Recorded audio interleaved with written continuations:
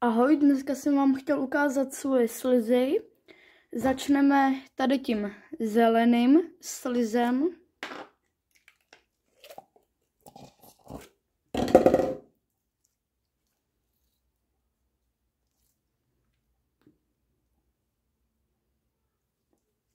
Je v tom tahle had a štír.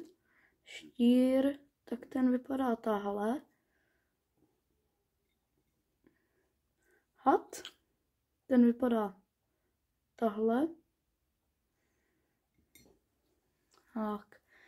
Ten sliz je spíš takovej tekutější.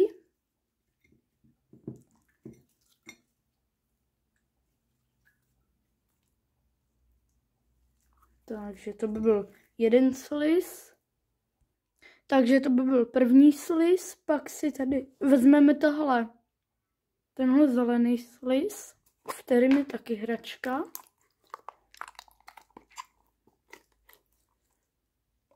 Tak, kde vyndáme si toho.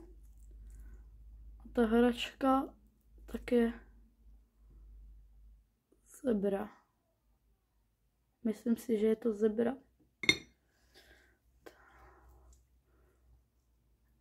To je ten sliz teda, zelený.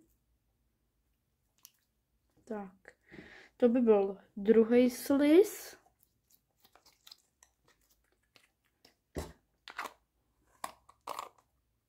Tak, vezmeme si tady třetí sliz, tenhle fialový, pětivej. Jo, a dneska jsem vám chtěla říct, že zkusíme na nějaký slizy jim udělat, aby tam byla bublina brčkem. Takže zkusíme tenhle sliz teda.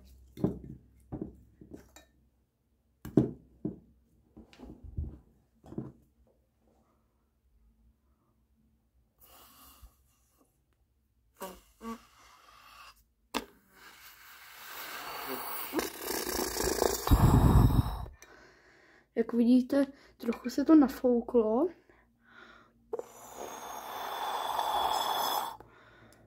Ale fakt jenom málo, tenhle moc nejde.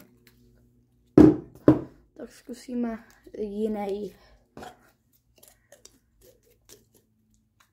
Nějaký sliz. Jo, a je to samozřejmě prdící sliz. Tak, nádhera. Takže pak tady máme sliz. Si tady vezmeme třeba tady tu plastelínu, tuhle plastelínu,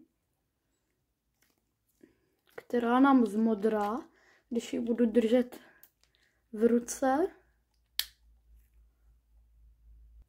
Takže ten sliz už jsem chvilku držel a pořád nám nezmodral. Tak nic.